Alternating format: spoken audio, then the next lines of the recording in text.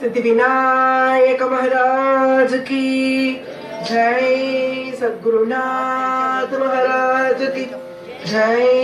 सर्वत्र गोविंद नाम संकीर्तनम, गोविंद गोविंद।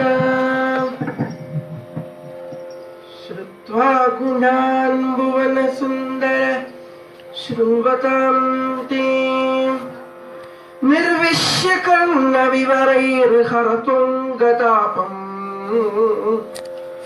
रूपं दृशां दृशिमताम् अखिलार्थलाभम्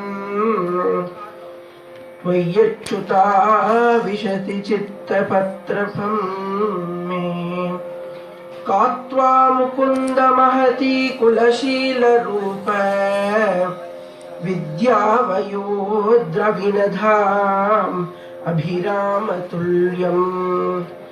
धीरापतिं कुलवतीन वृणीत कन्या काले नृसिंह नरलोकमणोभिरामम्। नमः पंकजनाभाय नमः पंकजमालिने नमः पंकजनेत्राय नमस्ते पंकजांग्रये। वसुदेवसुतं देवं कंसचाणूरमर्दनं देवकी परमानन्दं कृष्णं वन्दे जगद्गुरुं। कृष्णं वन्दे जगद्गुरुं।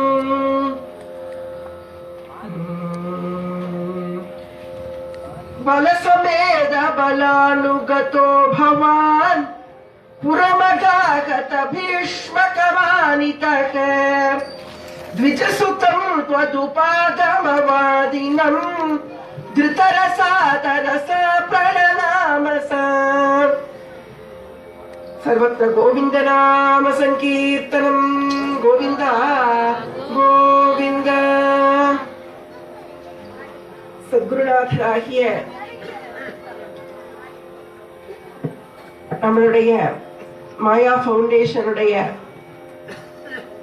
ஆச்சாரியரா இருந்து நம்மளை எல்லாத்தையும் வாழ்க்கையில வழி நடத்திட்டு இருக்கக்கூடிய குருநாதரோட பரமானுகிரகத்தோடையும் ஸ்ரீயப்பதியான ஸ்ரீமன் நாராயணனாகிய ஸ்ரீ கிருஷ்ணனுடைய பெரிய ஒரு அனுகிரக பிரசாதத்தினாலையும் நேற்று கஜேந்திர மோக்ஷம் அப்படிங்கக்கூடிய ஒரு அற்புதமான ஒரு கதாமிருதத்தை நம்ம எல்லாம் அனுபவிச்சோம். கஜேந்திர மோக்ஷம் பாகவதத்துல எப்படி வர்றது அப்படின்னு நம்ம பார்த்தோமானால், பாகவதத்தினுடைய அஷ்டம ஸ்கந்தத்திலே கஜேந்திர மோக்ஷம் அப்படிங்கிற சரித்திரம் இருக்கிறது. இன்னைக்கு நம்ம பார்க்க போற ருக்மிணி கல்யாணம்ங்கிறது தசம ஸ்கந்தத்துல இருக்கிறது. எட்டாவது பிரிவுங்கக்கூடிய இந்த அஷ்டம ஸ்கந்தத்துல கஜேந்திர மோக்ஷம் எப்பேற்பட்ட ஒரு சூழ்நிலையில அந்த கதையை சுகபிரம்மம் சொல்றார். சுகபிரம்மம் பிரகலாதனுடைய கதையை சொல்றார். அதை கேட்கிறான் பரீட்சித். அதை கேட்டுட்டு அவன் மனசுல ஒரு சந்தேகம் வர்றது. பகவான் தேவர்கள்னா ரட்சிக்கிறார், ராட்சசாள்னா தூஷிக்கிறாரே, பகவான் அப்படி பார்ஷியாலிட்டி பார்க்கலாமா அப்படின்னு கேட்டான் நான் பரீட்சித். தேவர்கள்னா மட்டும் சுவாமிக்கு பிரியம், ராட்சசானா சுவாமிக்கு பிரியம் இல்லையா? பாண்டவாழ்னா மட்டும் சுவாமிக்கு பிரியம், கௌரவாழ்னா சுவாமிக்கு பிரியம் இல்லையா அப்படின்னு ஒரு விஷயத்தை பரீட்சித்து கேட்கிறான். உடனே அதுக்கு பகவான் சொன்னாரா, பகவானுக்கு பாண்டவாளும் ஒண்ணுதான், கௌரவாளும் ஒண்ணுதான், தேவாளும் ஒண்ணுதான், அசுராளும் ஒண்ணுதான். ஏன்பா அந்த ரேஞ்சுக்கு போற? ஆறறிவுள்ள மனுஷால ஒன்னா பாக்குறான் பகவான் நினைக்காத, அஞ்சறிவுள்ள யாரை கூட அவன் ஒன்னாத்தான் பாக்குறான்.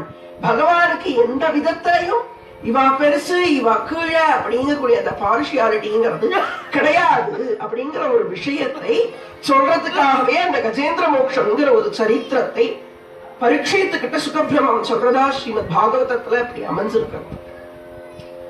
இன்னைக்கு நம்ம பார்க்கக்கூடிய சரித்திரம் என்ன அப்படின்னா, ருக்மிணி கல்யாணம் அப்படிங்கக்கூடிய ஒரு அற்புதமான ஒரு விஷயம். இந்த ருக்மிணி கல்யாணத்தை கேட்கிறவாளுக்கு ஆனந்தம் அப்படிங்கிறது கிடைக்குமா பலஸ்ருதியில. ஸ்ரீமத் நாராயணியத்துல நாராயண பட்டத்திரி முதல் ஸ்லோகமா ஆரம்பிக்கிறச்சே ஆனந்தம்ங்கிற வார்த்தையில தான் ஆரம்பிக்கிறார்.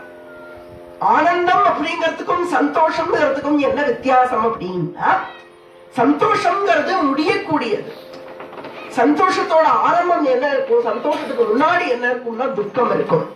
சந்தோஷம் முடிஞ்சு போயிடுதுனால என்ன இருக்கும்னா துக்கம் தான். வாழ்க்கையில ரெண்டு ஸ்டேஜ்ல தான் நம்மளால இருக்க முடியும். ஒண்ணு சந்தோஷமா இருக்க முடியும், இல்ல துக்கமா இருக்க முடியும். சந்தோஷத்துக்கு முன்னாடியும் துக்கம் தான் இருக்கும், சந்தோஷத்துக்கு அப்புறமும் துக்கம் தான் இருக்கும். ஆனா ஆனந்தம்ங்கிறது அப்படி கிடையாது.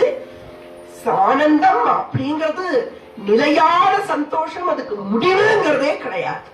அதனாலதான் அந்த ஆனந்தத்தை கொடுக்கிறவன் கிருஷ்ணன். கிருஷ்ணரை ஆனந்தமா நம்மளுடைய குரு கொடுத்து இருக்காரு. அப்பேற்பட்ட ஒரு விஷயம் நமக்கு இன்னைக்கு கிடைச்சிருக்கிறது, பேர்பட்ட ஒரு பாக்கியம். கிருஷ்ணனை பத்தி சிந்தனை பண்றதுக்கு பெரிய பாக்கியம் பண்ணியிருக்கணும், ரொம்ப கொடுத்து வச்சிருக்கணும். இன்னைக்கு அந்த சிந்தனையை நம்ம எல்லாம் பகவத் மூலமாவும் நாராயணியத்து மூலமாவும் பண்றோம் அப்படின்னா குருநாதனுடைய பரிபூர்ணமான அனுகிரகம் தான் அதுக்கு காரணம்.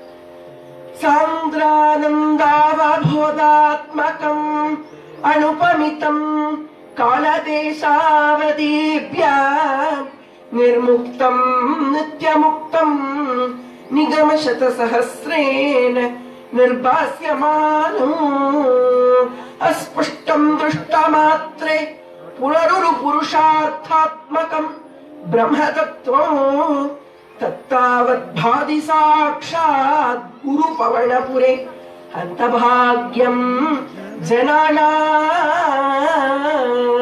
இப்படி முதல் நாள் ஆரம்பிச்ச நாராயண பட்டத்திரி ஒவ்வொரு நாளா நாராயணியத்துல விதவிதமான சரித்திரங்கள், வராகாவதார சரித்திரம், நரசிம்மாவதார சரித்திரம், வாமனாவதார சரித்திரம், பிருத்துவோட சரித்திரம், தக்ஷ பிரஜாபதியினுடைய சரித்திரம், ஏராளமான சரித்திரங்களே ரொம்ப அழகா சொல்லிண்டே வந்து கஜேந்திர மோக்ஷன் அப்படிங்கக்கூடிய அந்த அற்புதமான சரித்திரத்தையும் சொல்லி வாமன மத்ஸ்ய ராம போன்ற அவதாரங்களை எல்லாம் வர்ணிச்சு 38வது தசகத்துல கிருஷ்ணாவதாரத்தை பத்தி வர்ணிக்க ஆரம்பிச்சு 70வது தசகம் வரைக்கும் சுவாமியினுடைய சகலமான லீலைகளையும் வர்ணிச்சு கம்ச மோட்சத்தை விவரிச்சு எல்லாம் சொன்னதுக்கு அப்புறமா 78 நாட்கள் குருவாயூர் கஷேத்திரத்துக்கு தினமும் ஒவ்வொரு நாளும் காலையில வந்து ராத்திரி வரைக்கும் சுவாமி முன்னாடி உட்கார்ந்து ஒரு 10 ஸ்லோகமோ 12 ஸ்லோகமோ 13 ஸ்லோகமோ ஒரு தசகத்தை அப்படி சுவாமி முன்னாடி அப்படி சமர்ப்பிச்சு விட்டு போயிட்டு இருக்கார். நாளைக்கு காலையில 78வது நாள் பிறக்க போறது. அந்த 78வது நாள் வந்த ஸ்ரீ நாராயண பட்டத்திரி கிருஷ்ண பரமாத்மாவுடைய அண்ணா பலராமமூர்த்தி அவருக்கு கல்யாணமான விஷயத்தை ஆரம்பிக்கிறார். ருக்மிணி கல்யாணத்துல ஆரம்பம் பலராமனுடைய கல்யாணம், முடிவு கிருஷ்ணரோட கல்யாணம். தேவகி கர்ப்பத்துல 7வதா பிறந்த சிசு பலராமமூர்த்தி. கிருஷ்ணனுடைய ஒரு அவதாரம், விஷ்ணுவோட ஒரு அவதாரம் பலராம அவதாரம். பலராமமூர்த்தியானவர் ரேவதி அப்படிங்கக்கூடிய ஒரு கன்யகையை ரொம்ப கோலாகலமா துவாரகா நகரத்துல பிரம்மலோகத்துல இருந்து அந்த பெண்ணை அழைச்சிட்டு வந்து கோலாகலமா கல்யாணம் பண்ணிக்கிறார். பலராமனுக்கும் ரேவதிக்கும் கல்யாணம் நடந்து முடியறது. இப்ப ஏற்பட்ட ஒரு சமயத்துலதான் பீஷ்மகர் அப்படிங்கக்கூடிய ஒரு மகாராஜா ரொம்ப கோலாகலமா ஆட்சி பண்ணிட்டு இருக்கார். விதர்ப்பம் அப்படிங்கிற நாட்டிலே இந்த பீஷ்மக மகாராஜா ஆட்சி பண்ணிட்டு இருக்கார். இவருக்கு நிறைய குழந்தைகள், அதுல ஒரே ஒருத்தி மட்டும் கடைசி குழந்தையா பெண் குழந்தையா பிறந்தாளாம். இவளுக்கு 4 அண்ணாக்கள், 4 பேரும் ருக்மாங்கதன், ருக்மபாகு, ருக்மி, ருக்மகேசி, இந்த மாதிரி 4 பேர்கள். ரொம்ப உக்ரமானவர்கள், ரொம்ப கெட்டவர்கள். ஆனா இந்த ருக்மிணி இருக்கா பார்த்தீங்களா, யாருன்னா தாயார் மகாலட்சுமியோட அவதாரமா பிறந்தாள். அப்பேற்பட்ட ருக்மிணியை விதர்ப்ப நாட்டு ராஜா பீஷ்மக மன்னன் பெரிய பக்திமான். 2 உதாரணத்தையும் பாகவதத்துல காமிக்கிறார். துஷ்டனா இருந்த ஒருத்தனுக்கு நல்ல குழந்தை பிறந்தது, ஹிரண்யனுக்கு பிரகலாதன் பிறந்த உதாரணம். புண்ணியமானா இருக்கிறவனுக்கு துஷ்டதனமான குழந்தைகள் பிறக்கிறது விதர்ப்ப நாட்டு ராஜா பீஷ்மகன் தான் இதுக்கு உதாரணம். வாங்கி வந்த வரம் முன் வினை பயனாலதான் நமக்கு குழந்தைகள் பிறக்கிறாளாம். பீஷ்மக ராஜா ரொம்ப நல்லவன். 4 குழந்தைகள் ரொம்ப அயோக்கியர்களா கொடுத்தானா பகவான். வரமா தவமா தவமிருந்து பக்கிற குழந்தைகள் நல்ல குழந்தைகளா இருக்க வேண்டாமா, துஷ்டர்களா இருக்காளேன்னு வேதனைப்பட்டு இருக்கச்சே பகவான் பார்த்தா இவர் மாமனார் ஆக்கிக்கணும் அப்படின்னு முடிவு பண்ணினான் பகவான். அவருடைய தாயார் மகாலட்சுமிய அவருக்கு குழந்தையா போய் பிறக்கிறதுக்கு பண்றாள். தாயாரே இப்ப வந்து ஜனனம் பண்றாளா ருக்மிணிங்கிற நாமத்துல. அவ்வளவு அழகா இருப்பாளாம் ருக்மிணி தாயார். மகாலட்சுமியினுடைய அவதாரம் அப்படி நிகழறது. ராஜாவுக்கு அவ்வளவு ஆனந்தமா இருக்கு. அந்த குழந்தைய 4 மேனியும் பொழுது வண்ணமுமா வளர்த்துன்னு இருக்கார். கிருஷ்ணர் சம்பந்தம் பண்ணிக்கிறதெல்லாம் பெரிய பெரிய பெரிய ராஜகுமாரிகளை தான் கல்யாணம் பண்ணிக்கிறார். கிருஷ்ணர் பண்ணின்ற முதல் கல்யாணம் ஸ்ரீ ருக்மிணி கல்யாணம். அதனாலதான் ருக்மிணி கல்யாணத்துக்கு அத்தனை ஒரு விசேஷம். பேர்பட்ட சரித்திரத்தை 79வது நாள் 79வது தசகத்துல கிளம்பல் சீக்கிரமா வந்து உட்கார்ந்து ருக்மிணி கல்யாணத்தை இன்னிலிருந்து ஆரம்பிச்சு விவரிக்கணும். இன்னைக்கு முழுக்க ருக்மிணி கல்யாணத்தை விவரிச்சுடணும்னு நாராயண பட்டத்திரி நாராயண சரசுங்க தீர்த்தத்துல நல்லா குளிச்சு விட்டு அழகா விபூதி வச்சுண்டு குருவாயூரப்பன் முன்னாடி அவரோட சந்தனத்தை வாங்கி வச்சுண்டு சுவாமி முன்னாடி உட்கார்ந்துட்டு பாட ஆரம்பிக்கிறார். பலசமேத பலானுகதோ பவான் பரமகாகத பீஷ்மகமானிதக த்விஜசுதம் பதுபாகமவாதினம் திருத்தரசா தரசா பிரணதாமசா. ரொம்ப அழகா சொல்றா. பலராமரோட சேனையோட சுவாமி வரார்.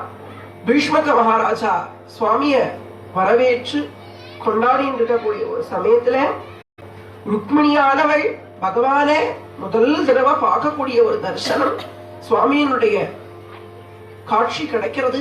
ருக்மிணி எழுந்து நின்று கையால் ஸ்மரிக்கிறாளாம். ருக்மிணியானவள் பகவானை பார்த்தது கூட கிடையாது. கிருஷ்ணனை பத்தி கேட்டு கேட்டு கேட்டு கேட்டு கேட்டே பெருமானை அடைய விரும்பினவள் ருக்மிணி பிராட்டி. ஆண்டாளும் ருக்மிணியும் ஒரே மாதிரி. ருக்மிணி கூட பரவாயில்ல, ஒரே சமகாலத்துல கிருஷ்ணனோடு வாழ்ந்தவள். ஆனால் ஆண்டாள் நாச்சியார் இருக்காளே, கிருஷ்ணன் வாழ்ந்தது எப்பயோ துவாபர யுகத்துல, ஆண்டாள் வந்தது கலியுகத்துல. அவள் வந்து கிருஷ்ணா கிருஷ்ணா தன்னோட சமகாலத்துல வாழறவன் கிடையாது, எப்பயோ வாழ்ந்தவன். அவனை கல்யாணம் பண்ணிக்கிறதுங்கிறது முடியாத காரியம் எல்லாம். யார் என்ன பேசினா என்ன, மானிடவர்க்கென்று பேச்சுப்படி வாழவில்லைன்னு நின்னாளே ஆண்டாள். அப்பேற்பட்ட தேவி பிராட்டியா, பூமி பிராட்டியினுடைய அவதாரம். அவளும் சுவாமிய பத்தி பெரியாழ்வார் வாயில கேட்டு கேட்டு கேட்டு கேட்டு ஆரம்பமே ஸ்ருத்வா குணான் புவன சுந்தர, உன்னை பத்தி கேட்டேன் அப்படிங்கிறா. ருக்மிணி அப்படி பறக்கிறாளா. அப்பாவான பீஷ்மகன் கிருஷ்ணனுடைய சாதுரியத்தையும் கிருஷ்ணனை பத்தின மகிமையும் அவகிட்ட சேவகாள்லாம் வந்து சொல்லுவாளாம். இந்த மாதிரி கம்சன்கிற ராஜா ரொம்ப கொடுமைப்படுத்தின்னு இருந்தான். அவனோட தங்கையா இருந்தவள் தேவகி, அவளுக்கு குழந்தையா பிறக்கிறவன் தான் கம்சனுக்கு எதிரி யமன் அப்படிங்கறத புரிஞ்சுட்டு கம்சன் அவனை கொல்லணுங்கிறதுக்கு ரொம்ப முயற்சி பண்ணி பல ராட்சசால பூத்தனை அனுப்பினான், சகடாசுரன் அனுப்பினான், திருடாவரத்தன் அனுப்பினான், கேசியா அனுப்பிச்சான், அகாசுரன் அனுப்பிச்சான், பகாசுரன் அனுப்பிச்சான், தேனுகாசுரன் அனுப்பிச்சான், பிரலம்பாசுரன் அனுப்பிச்சான். அத்தனை பேர்த்தையும் சம்ஹாரம் பண்ணி இந்த மடுவிலே ரொம்ப கோரமா இருந்த காளியங்கிற பாம்பையும் துரத்தி அவ்வளவு ஆனந்தமா கோவர்த்தனோத்தாரணம் பண்ணி ராசக்கிரீட பண்ணி ஜலக்கிரீட பண்ணி என் கிருஷ்ணங்கிறவன் பேர்பட்டவனா இருக்காமா. துவாரகைங்கிற நகரத்துல இப்போ அவன் ராஜாவா, தனி காட்டு ராஜாவா இந்த கிருஷ்ணன் ஆட்சி பண்ணிட்டு இருக்கான்ங்கிறது முடிய அத்தனை விஷயத்தையும் வரவா எல்லாரும் சேவகாள்லாம் சொல்றா பீஷ்மக மகாராஜா கிட்ட. உடனே இந்த குழந்தை சின்ன பொண்ணா பக்கத்துல ராஜா கிட்ட நின்று, அப்பா கிருஷ்ணன் யாருப்பா இப்படி எல்லாம் கேட்பாளாம். உடனே பீஷ்மக மகாராஜா அந்த குழந்தைய எடுத்து மடியில வச்சுண்டு, ருக்மிணி பகவான்கிறவன் ரொம்ப மேலானவன், நம்ம எல்லாத்தையும் படைத்து காத்து அருளி மறைத்து அழித்து அருளக்கூடியவன். அப்பேற்பட்ட பகவான் தான் கிருஷ்ணனா அவதாரம் பண்ணியிருக்காமா. அவனை நீ நினைச்சுண்டையானால் அவன் உனக்கு சகல சௌபாகியத்தையும் கொடுப்பான்னு உடனே அவனை நான் நினைச்சு அவனை வழிபடுறதை விட அந்த பகவானையே கல்யாணம் பண்ணிக்கணும்ப்பா அப்படிங்கிறவளாம் ருக்மிணி பிராட்டி. ஆனால் இந்த 4 சகோதரர்களும் இருக்காளே, அவ எல்லாம் சேர்ந்துட்டு சேத்திங்கிற நாட்டை ஆட்சி பண்ணினது சிசுபாலங்கிறவனுக்கு ருக்மிணிய கல்யாணம் பண்ணி கொடுக்கணும் அப்படின்னு ஆசைப்படுறாளாம். சின்ன குழந்தையா ருக்மிணி பிராட்டி இந்த காலத்துல எல்லாம் சின்ன வயசுலயே கல்யாணம் பண்ணி வச்சுடுவா. ருக்மிணிக்கு கல்யாணம் ஆக வேண்டிய வயசு வந்துருத்து. ருக்மிணி பிராட்டியை சிசுபாலனுக்குத்தான் கல்யாணம் பண்ணி வைக்கணும் அப்படின்னு ருக்மிங்க கூடிய அவருடைய முதல் அண்ணா ரொம்ப ஆசைப்பட்டு இருக்கான். சிசுபாலனோட ரொம்ப கை கோர்த்துண்டு சிசுபாலன் மேல ரொம்ப ஈடுபாடோட அவனோடையே சுத்தின் இருக்கான் ருக்மிங்கிறவன்.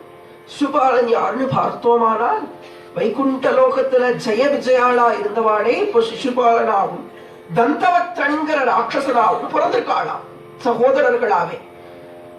கிருஷ்ணனோட அத்த பையன்தான் சிசுபாலன். அந்த சிசுபாலன் பிறக்கச்சே அவனுக்கு 4 கரங்கள் 3 கண்கள் இருந்துதான். பிறந்த உடனே என்னடா அது குழந்தை வினோதமா இருக்கேன் அவன் தாயாரு பாக்குறான்.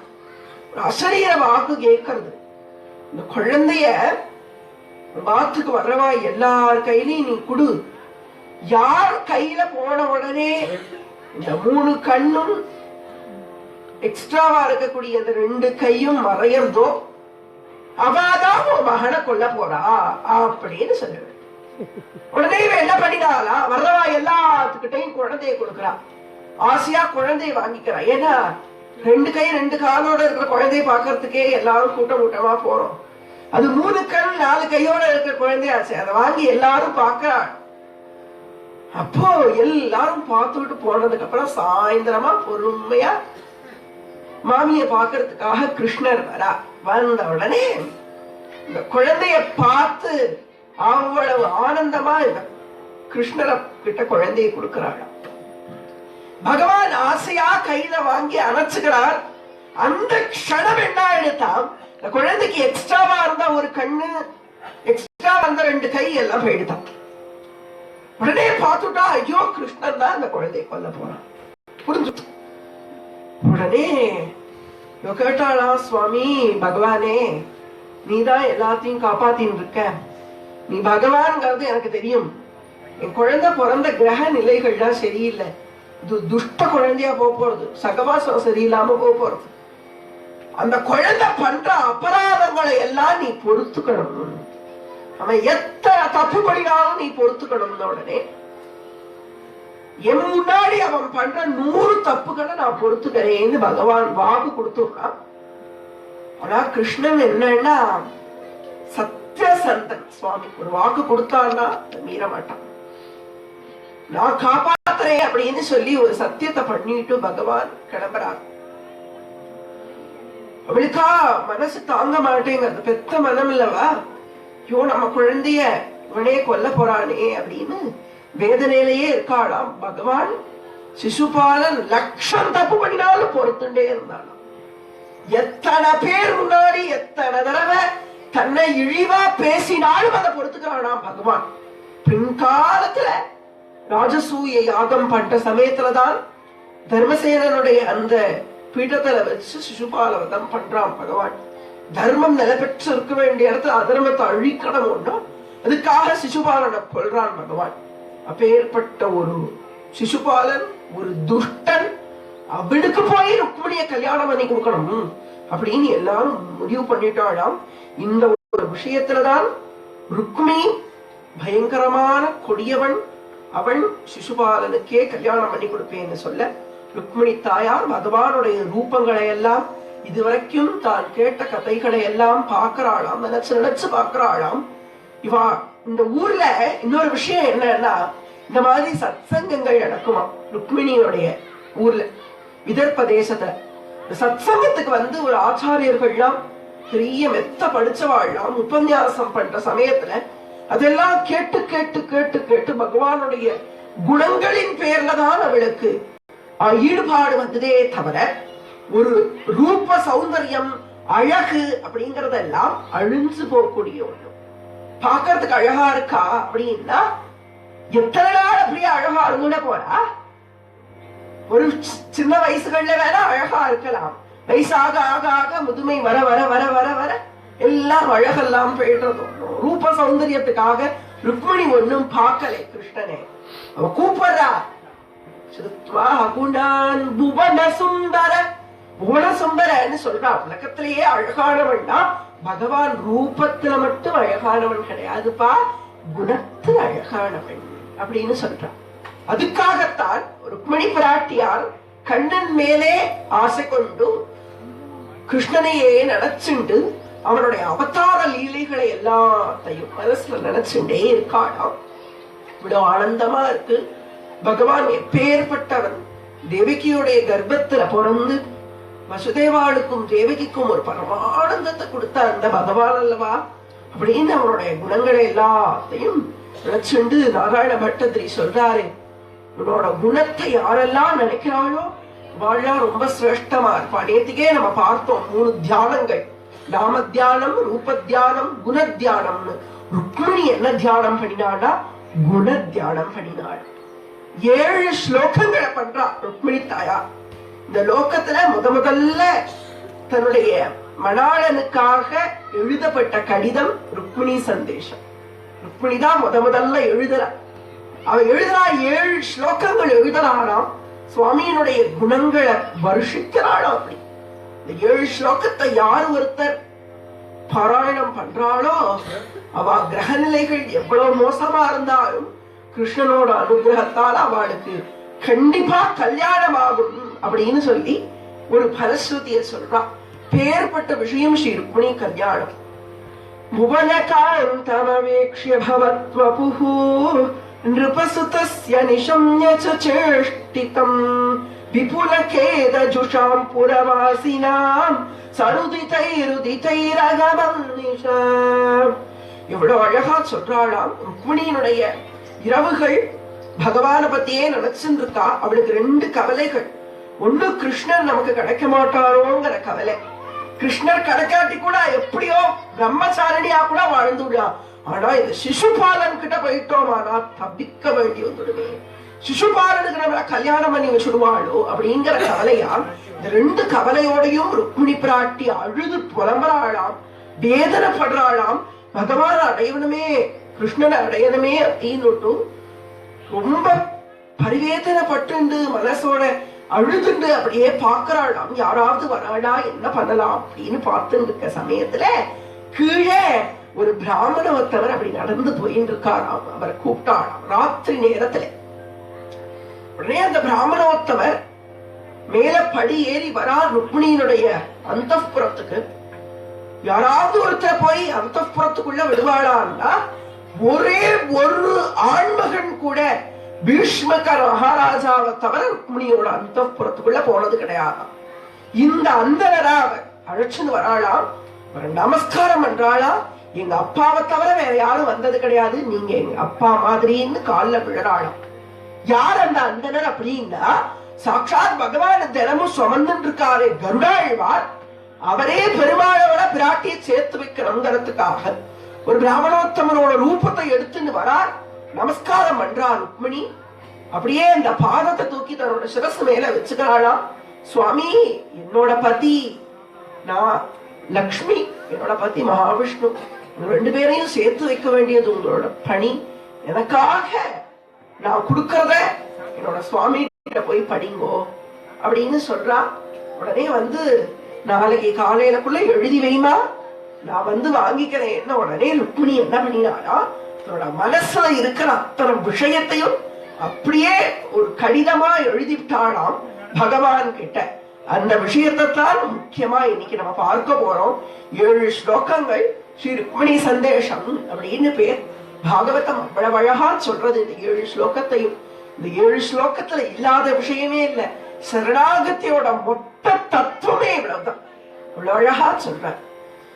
ஸ்ரீ ருக்மிண்யுவாச்ச ஸ்ருத்வா குணான் புவன சுந்தர ஸ்ருண்வதாம் தே நிர்விஷ்ய கர்ண விவரைர் ஹரதோங்கதாபம் ரூபம் திருஷாம் திருஷிமதாகில அர்த்தலாபம் त्वय्यच्युता विशति चित्तम् अपत्रपम् मे. பகவான பத்தி சொல்றாளாம். ஸ்ருத்வா குணான், நான் எப்படி எழுதுறேன்னா உன்னோட குணங்களை எல்லாம் கேட்டு கேட்டு கேட்டு கேட்டு கேட்டு கேட்டு எழுதுறேன்பா. எத்தனை பேர் விதர்ப்ப தேசத்துக்கு வந்து உன்னோட குணங்களை சொல்லியிருக்கா. கல்யாண ரூபாய கலவு ஜனானான கல்யாணதாத்ரே, எப்பேற்பட்டவன் நீ, கல்யாண குணங்களே ரூபமானவன், சத்தியவான், தர்மவான், சகலத்தோட சுரூபமும் நீதான், லோக சாட்சி நீதான். அப்பேற்பட்ட கிருஷ்ணன் கிருஷ்ணன் கிருஷ்ணன் உன்னை பத்தியே நினைச்சுட்டு இருக்கேன் நான். ஸ்ருத்வா குணான் புவன சுந்தர ஸ்ருண்வதாம் தே நிர்திஷ்ய கர்ண விவரை ஹரதோங்கதாபம் ரூபம் திருஷாம் திருஷிமதாம் அகிலார்த்தலாபம். உன்னோட ரூபத்தை பார்க்கணும் அப்படின்னே இருக்கேன் கிருஷ்ணா, என்ன கல்யாணம் பண்ணிக்கோ அப்படின்னு சொல்லி ஆரம்பிக்கிறாள். ஸ்ருத்வா குணான் புவன சுந்தர, இந்த லோகத்திலேயே சுந்தரன் நீதான். உன்னை விட சுந்தரமா ஒரு கால் யாராவது இருந்தாலும் இருக்கட்டும், அவ ரூபத்துல வேணா சுந்தரமா இருக்கலாமே தவிர்த்து குண சுந்தரன் நீதான் அப்படின்னு பகவானோட ரூபத்தை அவனோட குணத்தை தியானம் பண்றாளாம் ருக்மிணி பிராட்டி. சொல்றா, ராத்திரி முழுக்க இத உட்கார்ந்து அவ்வளவு அழகா எழுதுறாளாம் ருக்மிணி பிராட்டி. ஒரு ஓலையில எழுதுறாளாம். காத்வா முகுந்த மஹதி குலசீல ரூப வித்யாவயோ திரவிணதாம் அபிராமதுல்யம் தீராபதிம் குலவதீன விரணீத கன்யா காலேந்திர சிம்ஹர லோகமனோபிராமம். காலேந்திர சிம்ஹ அப்படின்னு கூப்பிடுறாளாம். நீ கிருஷ்ணனா வர வேண்டாம், நரசிம்மனா வாப்பா. நரசிம்மாவதாரத்தை இந்த இடத்துல வர்ணிக்கிறாளாம் ஸ்ரீ ருக்மிணி பிராட்டி. காலேந்திர சிம்மர லோகமனோபிராமம். இந்த இடத்துல ரொம்ப அழகான ஒரு உதாரணத்தை காமிக்கிறா. எப்பயோ ஒரு காலத்துல ஹிரண்யகசிபுங்கிற ஒருத்தன் தன்னுடைய பிள்ளைய வரவழைச்சு எதிர்த்தாப்பல நிப்பாட்டிண்டு, டேய் பிரஹலாதா ஹரின்னு சொல்றையே அவன் எங்கடா இருக்கான்னு உடனே எல்லா இடத்துலயும் பகவான் இருக்கார், பகவான் இல்லாத இடமே கிடையாது, தொழிலும் உழல் துரும்பிலும் உழல்னு பிரகலாதன் சொன்ன உடனே ஹிரண்யகசிபு கோபத்துல முஷ்டியால் அந்த தூணை ஓங்கி எத்த தூண்ல இருந்து தூண் பிளந்து பகவான் அப்படியே நரசிம்ம மூர்த்தியா தலைவரைக்கும் சிம்மமா, அதுக்கு கீழே மனுஷ ரூபமா, 4 கரங்கள், ஆயுதங்கள் எல்லாம் கொண்டு வந்ததெல்லாம் ஒரு ஓரமா வச்சாச்சு. கை முழுக்க வாச்சி வாச்சியா வைரம் மாதிரி வஜ்ரநகாய வித்மகேன்னு தான் சொல்றது வேதம். அப்படி வைரம் மாதிரி நகங்கள், அப்படி கூர்மையான நகங்களை எடுத்துட்டு ஹிரண்யகசிபு அப்படியே தூக்கிண்டு வந்து கஜேந்திர மோக்ஷத்துக்கு முன்னாடி சரித்திரம் பிரகலாத சரித்திரம் சொல்றார். பிரகலாத பிரிய ஹேமருத்புரபதே சர்வாமயா நாராயண பட்டத்திரி வர்ணிக்கிறாரே, அப்படி அந்த பிரகலாதனை தூக்கி தன்னோட மடியில வச்சுண்டு அவனுக்கு ஆசீர்வாதத்தை பண்ணி ஹிரண்யகசிபுவை சம்ஹாரம் பண்றதுக்காக அவ அப்பாவை எடுத்துட்டு போய் நரவாசபடியில உட்கார்ந்துண்டு காலையிலையும் இல்லாம ராத்திரியும் இல்லாம அந்த சாயந்திர வேளையில எந்த ஆயுதத்தையும் பிரயோகம் பண்ணாம தன்னோட நகம்ங்கிற ஆயுதத்தாலே உயிருள்ள பொருளும் சொல்ல முடியாது, உயிரற்ற பொருளும் சொல்ல முடியாது. நகம் வளர்ந்துட்டே இருக்கு, அதனால உயிர் உள்ளதுன்னு சொல்லலாம். அதனால உயிர் அற்றதுன்னு சொல்லலாம். அப்பேற்பட்ட நகத்தை எடுத்து அவன் மார்பில பாய்ச்சி கிழிச்சு சம்ஹாரம் பண்ணினான் பகவான். இது அத்தனையும் க்ஷண நேரத்தில் நடந்துட்டான். வெளியிலிருந்து வந்தான் பகவான், அத்தனையும் பண்ணிட்டு மறுபடியும் லட்சுமி நாராயணனா சாந்த ஸ்வரூபியா பிரகலாதனை எடுத்து கொஞ்சி அவனுக்கு இளவரசனா பட்டத்தை சூட்டிவிட்டு கிளம்பிட்டாராம் பகவான். காலேன்று சிம்ம, இந்த ஒரு வார்த்தை எப்படி கையாளுறார் ஒரு மணி பிராட்டி. நரசிம்மன் மாதிரி வந்து என்ன காப்பாத்துப்பா. ஏன்னா இப்படி நரசிம்மன் அந்த பிரகலாதனுக்கு அனுகிரகம் பண்ணினானோ அந்த மாதிரி ஹிரண்யகசிபு எப்படி பிரகலாதனை கொடுமைப்படுத்துறானோ, சிசுபாலன் என்ன கொடுமைப்படுத்துறதுக்கு வரான். அவன்கிட்ட இருந்து என்ன காப்பாத்து. அதுக்கு நீ ஒரு யாதவ சிம்மனா, நீ கிருஷ்ணனா இருக்கிறவன், ஒரு சிங்கம் மாதிரி வந்து என்ன காப்பாத்தணும் அப்படின்னு ருக்மிணி பிராட்டி சொல்றான். இது அத்தனையும் ஒரே ஸ்லோகத்துல ஸ்ரீமன் நாராயணியத்துல 2வது ஸ்லோகத்துல 79வது தசகத்துல ஸ்ரீ நாராயண பட்டத்திரி வர்ணிக்கிறார். புவனகாந்தமவேக்ஷ்ய பவத்வபுः நிருபசுதஸ்ய நிஷம்ய சசேஷ்டிதம் விபுலகேதஜுஷாம் புரவாசினாம் ஸ்ருதிசதைருதிதைரகமன்னிஷா. இந்த மாதிரி அவள் துயர் கொண்டு புலம்பி சிசுபாலனை நினைத்து வருந்தி எல்லாம் பண்ணினவள் பகவானே அடைய வேண்டும் சரணாகதியை பண்றாளாம். கிருஷ்ணனை நோக்கி எழுதுறாளாம். 2வது ஸ்லோகத்துல காலேன்று சிம்ஹ, நரசிம்மன மாதிரி எனக்கு வந்து அனுகிரகம் பண்ணுன்னு. காத்வாம் குந்த மகதி குலசீல ரூப வித்யாமயோ திரவினதாம் அபிராத்மதுல்யம் தீராபதிம் குலவதீன விரணீத கன்யா காலேன்று சிம்ஹ நரலோகமனோபிராமம். காலேன்று சிம்ஹன்னு நரசிம்ம மூர்த்தியை, கோவிந்தனை, கோபாலனை இந்த மாதிரி எல்லாம் வர்ணிக்கிறாளாம். நீ எப்படி கஜேந்திரனை காப்பாத்துறதுக்கு அப்படி கருடாழ்வார் மேல ஏறி போனியோ அப்படி வான்னு. கருடகமன தவ சரண கமல மிக மனசி சதுமமனத்யம்.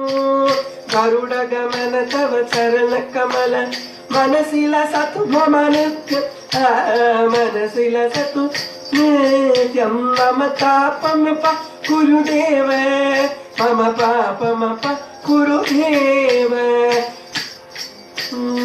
ಶರಣ ಶರಣದ ಲಿತ ಸುರ ರಿಪುಜಾಲ ವಿದಲಿತ ರಿಪುಜಾಲ ಮಮ ತಾಪಂ ಅಪ ಗುರುದೇವ ಮಮ ಪಾಪಮಪ ಗುರುದೇವ. ಶಂಖ ಚಕ್ರಧರ ದುಷ್ಟ ದೈತ್ಯ ಜನನ ಮರಣ ಭಯಹಾರಿ, ಈ ಜನನ ಮರಣ ಭಯ ಹಾರಿ ಮಮ ತಾಪಂ ಅಪ ಗುರುದೇವ ಮಮ ಪಾಪಮಪ ಗುರುದೇವ. ಭಕ್ತವರ್ಯಮಿಹ ಭೂರಿ ಕರುಣಯ ಪಾಹಿ ಭಾರತ್ ಗೀತಂ ಪಾಹಿ ಪ್ರತೀತೀತಂ ಮಮ ತಾಪಂ ಅಪ ಗುರುದೇವ ಮಮ ಪಾಪಮಪ ಗುರುದೇವ. என்னோட தாபத்தை எல்லாம் போக்கிடும், என் பாப்பத்தை எல்லாம் போக்கிடும்.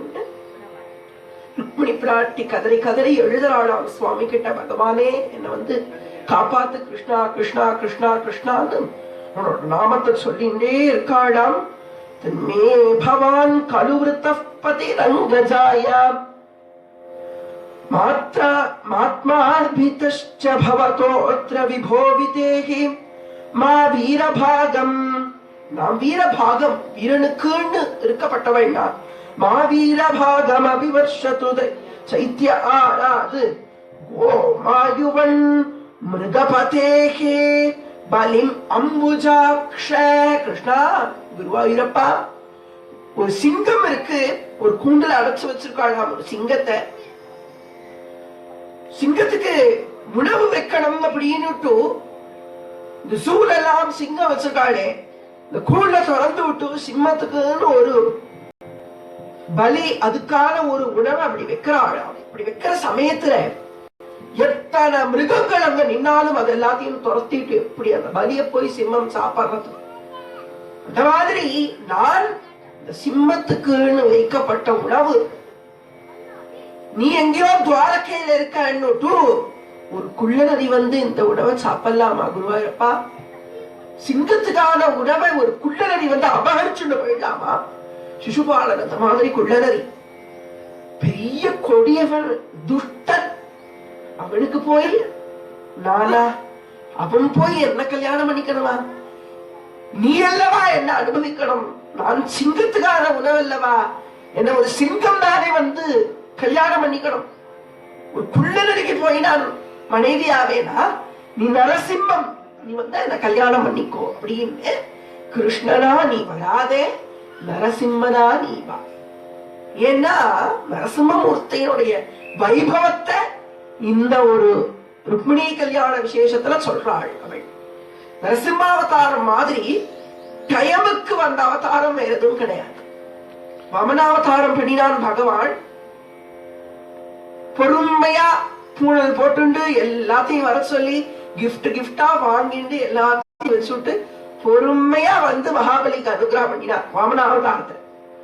எல்லா அவதாரமே ஒரு slow and steady wins the ரேஸ்ங்கிற மாதிரி சுவாமி பொறுமையா போய் ஜெயிச்சார். நரசிம்ம அவதாரத்துல பொறுமையா இருந்திருந்தா ஏற்கனவே பிரகலாதன் பட்ட பாடெல்லாம் வேற. இப்ப இவன் தூரம் அடிக்கிறதுக்கு பதிலா பிரகலாதன் அடிச்சுட்டா என்ன பண்றது? பிரகலாதனை காப்பாற்றணும்னு க்ஷணத்துல வந்து அனுகிரகம் பண்ணினாரே சுவாமி. அதனாலதான் காலேஜ் சொன்ன ஒட்டனடியா வா என்ன காப்பாத்து. அந்த அளவுக்கு ஒரு கஷ்டத்துல இருக்கேன். இவெல்லாம் என்ன பண்ணிட்டாளா? அதுக்குள்ள நாளைக்கு காலையில ருக்மிணிக்கு சிசுபாலனோட கல்யாணம் அப்படின்னு முடிவு பண்ணியாச்சு. பந்தல் போட்டாச்சு. அவ்வளவு கோலாகலமா எல்லாத்தையும் வர சொல்லி நாதசுரம் என்ன, மேளங்கள் என்ன, துந்துபிகள் என்ன எல்லாம் முழங்கிறது. சிசுபாலனுக்கா அவனுக்கு அவ்வளவு ஆனந்தம். பழமொழி கூட சொல்லுவா, உண்மையே இல்லாத ஒருத்தனுக்கு அற்பனுக்கு வாழ்வு வந்தால் அர்த்தராத்திரியில கூட பிடிக்கிறா சிசுபாலன். நான் ருக்மிணி கல்யாணம் பண்ணிக்க போறேன். இது வரைக்கும் சேத்திங்கிற ஒரு சின்ன நாட்டுக்கு ராஜா, இனிமே விதர்ப்ப நாட்டோட சம்மதம் பண்ணிக்க போறேன். எப்பேற்பட்ட நாடு, நான் கோலாகலமா இருக்க போறேன்னு அவன் ஆரம்பிச்சுட்டான். சிசுபாலனுக்கா மனசு முழுக்க கொண்டாட்டம். ருக்மிணியை கல்யாணம் பண்ணிக்க போறேனே அப்படின்னு ஆனந்தப்படுறான் அவன். எல்லா பக்கமும் ஏற்பாடுகள் ஆயாச்சு கல்யாணத்துக்கு. வாழை மரம் எல்லாம் கட்டியாச்சு, தோரணம் எல்லாம் தொங்க விட்டாச்சு. கோலாகலம் கோலாகலமா நடக்கிறது. இதை விட இன்னொரு கூத்து என்னன்னா, பேனர்லாம் அடிச்சுட்டா ருக்மிணி வித் சிசுபாலன். ருக்மிணிக்கு எப்படி உயிரே தங்கிட்ட இல்லையா? பார்த்துட்டாளா அந்த பேனரை? எப்ப பார்த்தாளோ முடிஞ்சு போயிடுத்து. பகவானே, நீ கிருஷ்ணனா வந்தா வேலையாகாது. கிருஷ்ணனா ஆடி பாடி கோபிகாஸ்திரிகள் எல்லாம் நின்னு பேசிட்டு நீ துவாரகையில இருந்து கிளம்பினேனா அக்ஷத போட்டு ஆசீர்வாதம் பண்றதுக்கு தான் வர்றது மாதிரி இருக்கும். கிருஷ்ணனா வராதே, நீ நரசிம்மனாவா. பகவான் ஒருவேளை கிருஷ்ணனா கிளம்பி வந்தாருன்னு வைங்கோ, கல்யாணம்லாம் முடிஞ்சு 2 பேரும் மணவரையில நின்று இருக்கா, ஆசீர்வாதம் பண்றதுக்கு தான் வரணும். பார்வையோ பண்ணி என்ன காப்பாத்து. அழகான ருக்மிணி இந்த பேனரை பார்த்துட்டே எழுதுறா. இந்த மாதிரி ஒரு சிம்மத்துக்கு வைக்கப்பட்ட உணவை ஒரு குள்ளரை போய் எடுத்துக்கிறதா?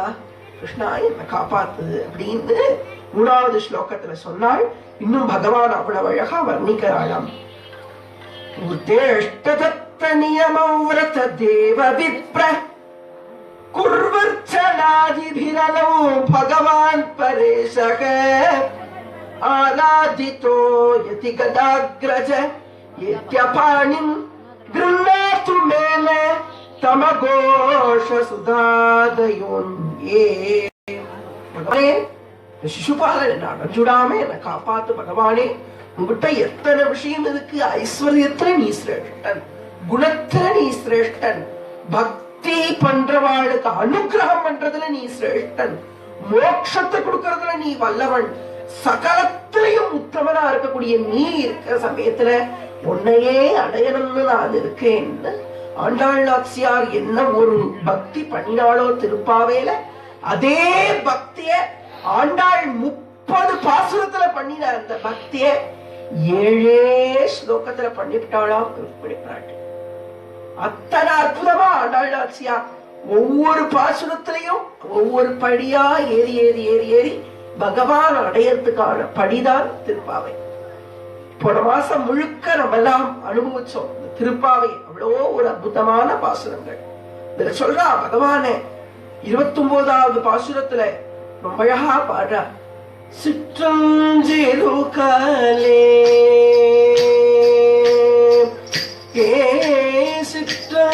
சிறுகாலே வந்துனை சேரித்து சிற்றஞ்சிறுகாலே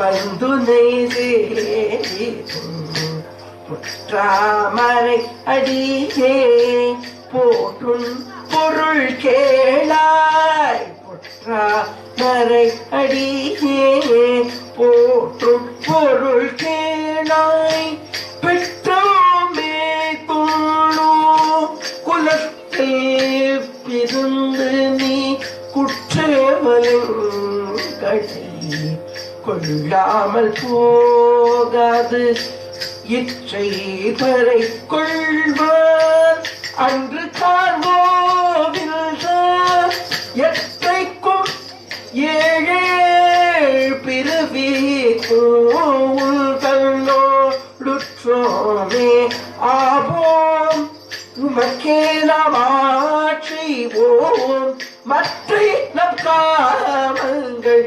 மாற்றேதோடும்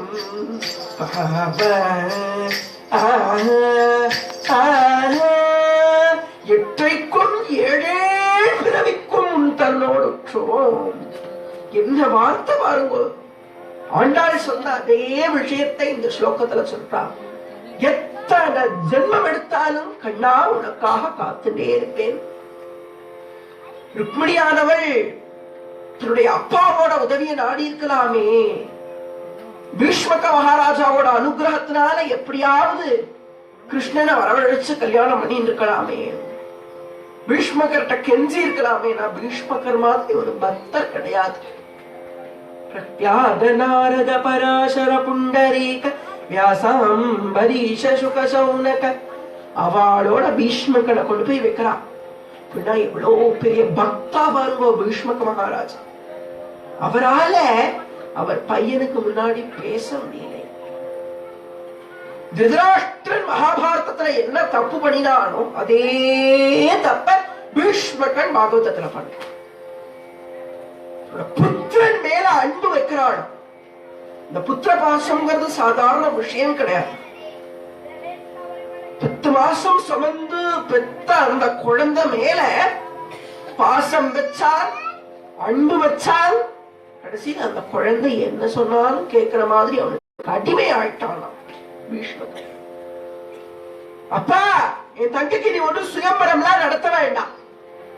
என் ஃப்ரெண்ட் இருக்கா, என் தோஸ்து இருக்கா, பெரிய ஸ்நேகிதன் எனக்கு, அவனுக்குத்தான் இவளை கல்யாணம் பண்ணி கொடுக்கணும்னு ஒத்த கால நின்றுட்டான் ருக்மி.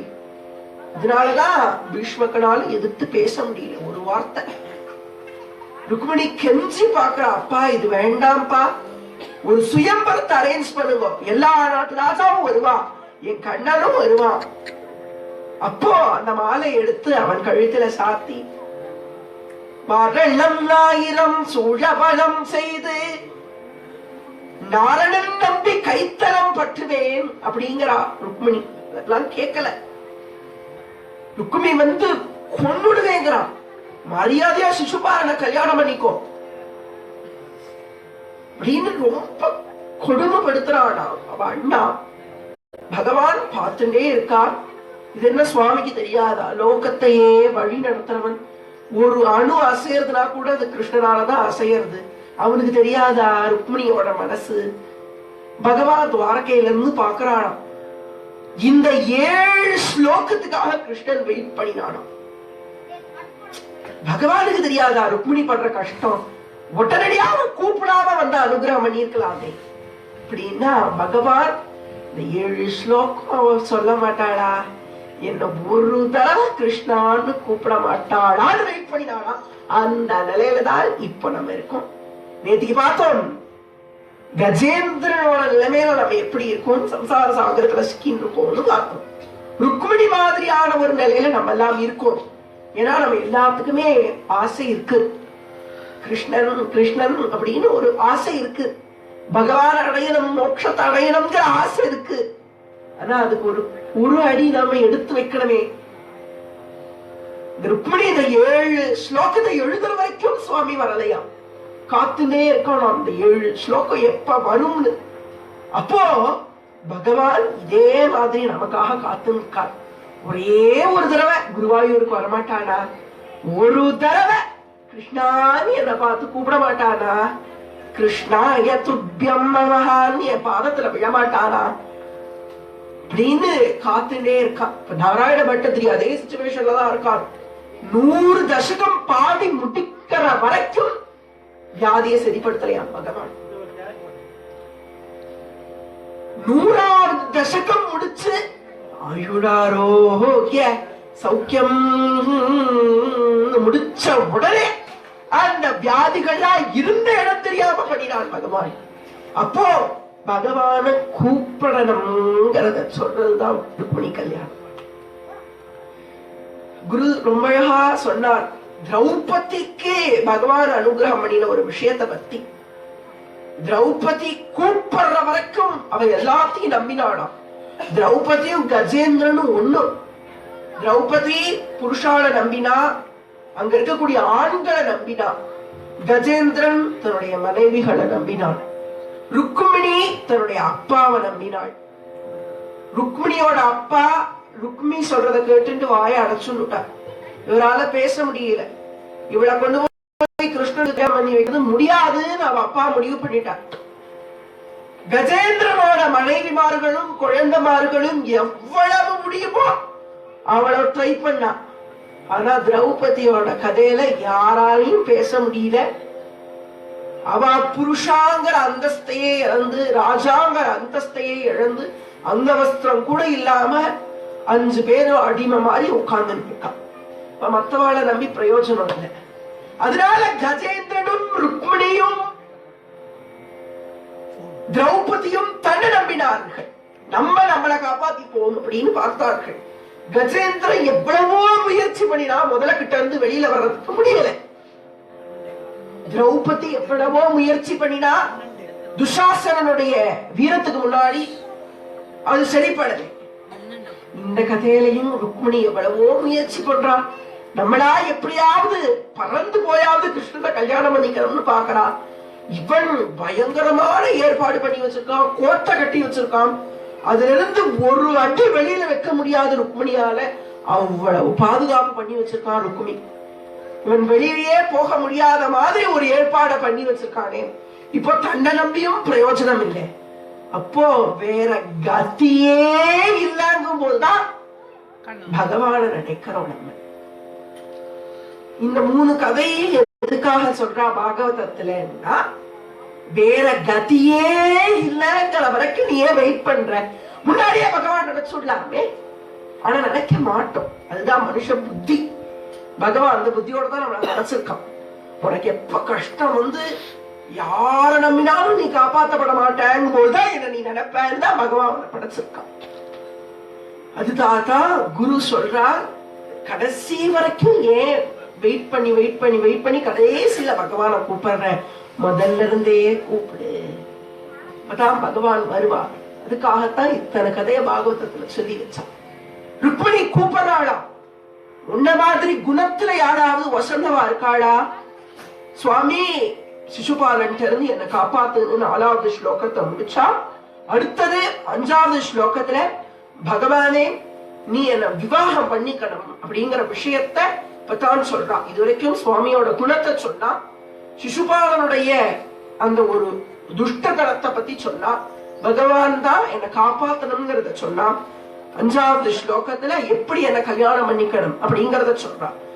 ஸ்மோபாவினி त्वमजितो द्वहने विदर्भान् गुप्तः समेत्य पृतलाभ पदिभिर्परीतः निर्मद्य चैद्यमगदेन्द्रबलं प्रसह्य மாம் ராட்சசேன விதினோத்வகவீர்ய சுல்காம் அந்தఃபுரம் தரசரை மணிகத்ய பந்து த்வாமுத்வஹே கதமிதி பவதாம்யுபாயம்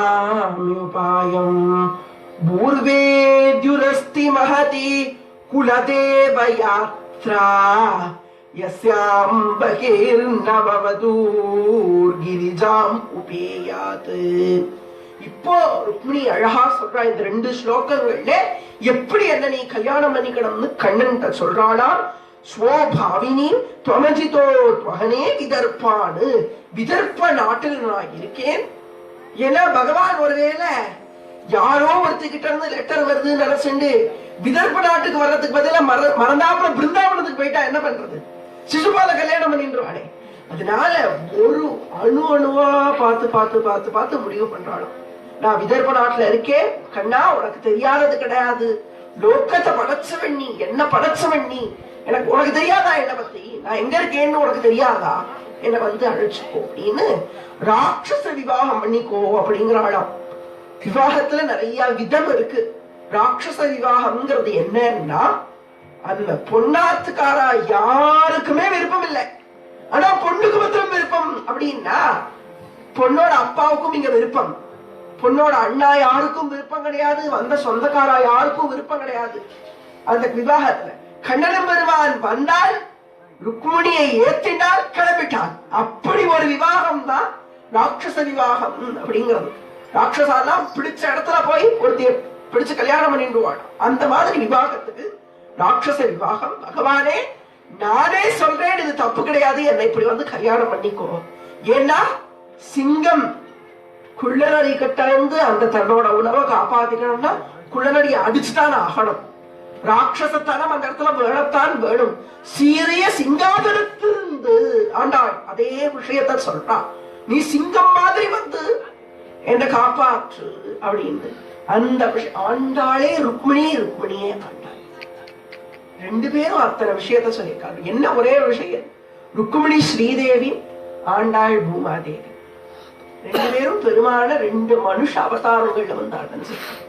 ருக்மிணி சொல்றாளாம், பகவானே எப்படி வந்து நீ என்ன கல்யாணம் பண்ணிக்கிற தெரியுமா, நாளைக்கு அந்தப்புறத்திலிருந்து மணமேடைக்கு போறதுக்கு முன்னாடி சர்வாலங்கார பூஷித்தையா மட்டப்பூ எல்லாம் வச்சு பின்னி நெத்திக்கு நெத்திச்சூடியில இருந்து ஆரம்பிச்சு காதுக்கு குண்டலங்கள், கழுத்துக்கு ஹாரங்கள், கேயூரங்கள், தோல் வளைகள், கை வளைகள், இவ்வளவு தூர வளைகள். மதுரையில மங்கையர்கரசின்னு ஒரு ராணி இருந்தாளாம். இந்த ராணி எதுக்கு ஃபேமஸ்னா வளையலுக்கே ஃபேமஸ். மங்கையர்கரசி வளவர் கொன்பாவை வரி வளை கை மட மாணி, வரி வளை கை மட மாணி. வளையல் போட்டு பாடா, இங்க இருந்து இது வரைக்கும் வளையல் போட்டு பாடா, வளகா பண்ணிக்கு எல்லாம் போட்டுக்கிறாளோ அந்த மாதிரிதான் டெய்லியுமே இருப்பாளாம் அங்கே. இந்த மாதிரி ஆபரணங்கள்லாம் எதுக்காக வச்சிருக்காள்னா, ஸ்வர்ணம் வெள்ளி இந்த மாதிரி விஷயங்கள் இதனுடைய சக்தியானது நம்ம உடம்புக்கு தேவை. அதனாலதான் இப்ப மோதிரம் போட்டுக்கிறோம், தங்க மோதிரம் போட்டுக்கிறோம்னா சாப்பிடறச்சே ஒரு துளி கோல்டு ஆட்டம்ஸ் உணவுல கலந்து நம்ம சாப்பிடறச்சே அது ஒரு அந்த மெட்டல்ஸோட ஒரு சக்தி நமக்கு கிடைக்கும். இது ஒரு விஷயம். இன்னொன்னு, தங்கம் வெள்ளி எல்லாம் லக்ஷ்மியோட ஸ்வரூபம். ஸ்வர்ணத்துல லக்ஷ்மி இருக்கா, அதனாலதான் அதை தரிச்சுக்கிற பெண்கள் எல்லாரும். இப்படி அத்தனை ஆபரணங்கள் எல்லாத்தையும் போட்டுப்பேன். நன்னா கூரை புடவை எடுத்து கொடுத்துருக்கா எங்க அப்பா. அந்த கூரை புடவைய ரொம்ப நன்னா சாத்திப்பேன். எல்லா தோழிமார்களும் என்னை ரொம்ப அழகா அலங்காரப்படுத்துவா. எல்லா அலங்காரத்தையும் பண்ணிப்பேன். அத்தனையும் அலங்காரம் எல்லாம் முடிஞ்சதுக்கு அப்புறம் எங்க ஆத்துல இருந்து ஒரு ரதத்துல எங்க குலதெய்வ கோயிலுக்கு போயிட்டு வருவோம். இந்த குலதெய்வம் யாருன்னா கௌரி தேவி, பார்வதி தேவி, காத்தியாயனி அப்படின்னு பேர்.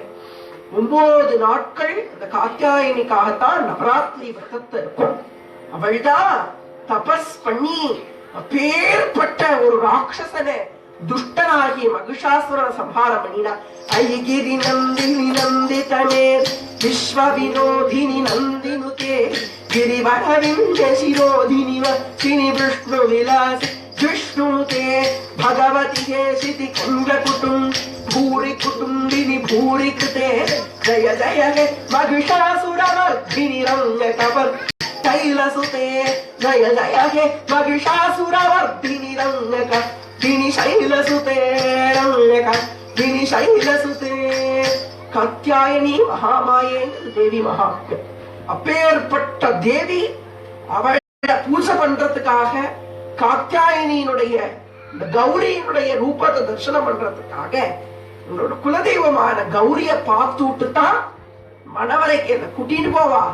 அந்த சமயத்துல தேர் கோவில் வாசல்ல நிற்கும். நான் கோவிலுக்குள்ள போவேன், தாயார் சேவிச்சுட்டு வெளியில வரும்போது நீங்க அங்க இருந்து என்ன கல்யாணம் பண்ணிக்கோங்கோ அப்படின்னு கிளியரா ரூட் மேப் மாதிரி போட்டு கொடுத்துருவாளாம், எழுதி கொடுத்துருவாளாம் ருக்மிணி பிராட்டி. இந்த மாதிரி தான் நாளைக்கு நடக்க போகுது. ஒருவேளை நீங்க வரலே ஆனால் எனக்கு என்ன ஆகுங்கிறத 7வது ஸ்லோகத்துல சொல்றேன். 6 ஸ்லோகங்கள்ல நீங்க யார், உங்களோட குணம் என்ன, என்னை எப்படி நீங்க காப்பாத்தணுங்கிறத சொல்றா. ருக்மிணியை விட ரொம்ப ரொம்ப ரொம்ப ரொம்ப ரொம்ப மோசமான சூழ்நிலையில நம்ம இருக்கோம். 2 பாதைகள் சைமல்டேனியஸா இருந்துட்டே இருக்கு. ஒண்ணு சத்து, இன்னொன்னு அசத்து. சத்து விஷயத்துக்கு நகர்றதுங்கிறது ரொம்ப கஷ்டம். ஒரு தடவை கிருஷ்ணான்னு கேட்கறதுக்குள்ள எத்தனை டிஸ்ட்ராக்ஷன்ஸ் வர்றது மனசுக்குள்ள. சத்து விஷயத்துக்கு போறதுங்கிறது ரொம்ப ரொம்ப துர்லபம். இந்த அசத்து விஷயம் இருக்கு பார்த்தீங்களா, அத்தனை பாதை இருக்காம், அப்படியே பிடிச்சு இழுக்கும். அவனை ருக்மிணியான பெரிய கெட்டிகாரி. சிசுபாலன் அசத்துங்கிறத நல்லா புரிஞ்சுக்கிட்டான். அதனாலதான் கிருஷ்ணனை சத்த நோக்கி போராடாம், எழுதுறாளாம். உடனே இதுல சொல்றா, நான் அந்த மாதிரி குலதேவி என்னோட கௌரி தேவியோட கோவிலுக்கு போறேங்கிறது. அந்த புராந்த ரச்சரீம நிகழ்த்திய பந்து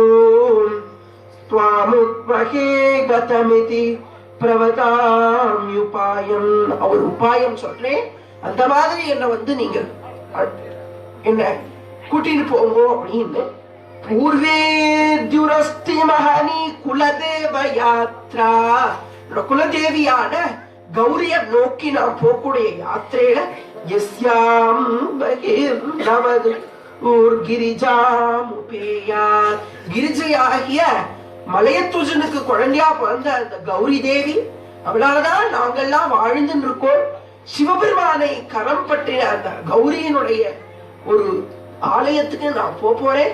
அந்த சமயத்துல என்ன கல்யாணம் பண்ணிக்கணும்னு சொல்றா. கடைசியா ஒரு விஷயத்த சொல்றா, பகவானே ஒருவேளை நீங்க வரலையானால் அப்படிங்கறத மாத்திரம் ஒரு ஸ்லோகத்துல சொல்றா.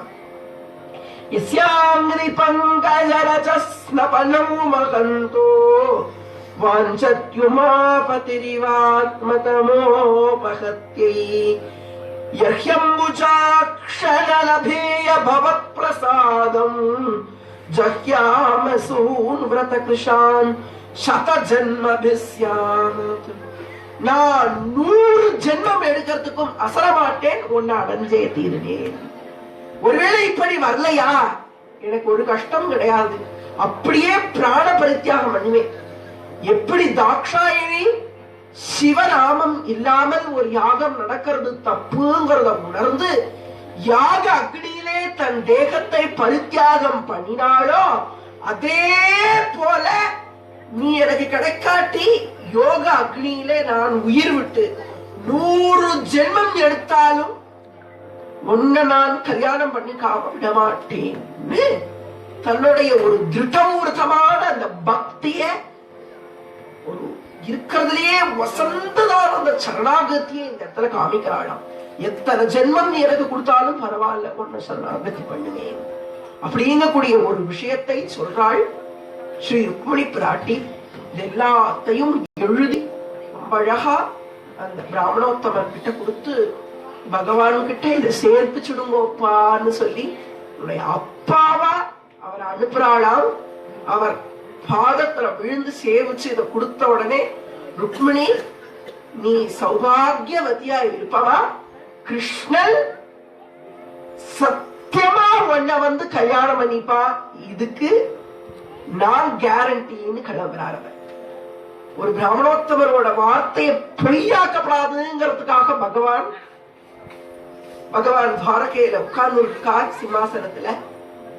ருக்மிணி சத்யபாமால யாரும் வரலையே, சுவாமி தனியா உட்கார்ந்து இருக்கார், பேச்சுலரா உட்கார்ந்து இருக்காரு. வாரியார் சுவாமிகள் ரொம்ப அழகா சொல்லுவா, பேச்சுலர்னு ஏன் சொல்றான்னா, பேசுறதுக்கு கூட யாருமே இருக்க மாட்டா, மனைவி மாட்டேன், பேச்சு இலர், அவதான் பேச்சுலர். பேச்சு இல்லாம உட்கார்ந்து இருக்காரு சுவாமி, பேச்சுலரா உட்கார்ந்து இருக்காரு. யாராவது பேசுறதுக்கு வந்தா நல்லா இருக்குமே அவர் வந்து நிக்கிறார், கையில அந்த ஓலையோட வந்து நிக்கிறார் துவாரகையில. இவ்வளவு ஆனந்தமா கட்டி தழுவிக்கிறானோ பகவான்.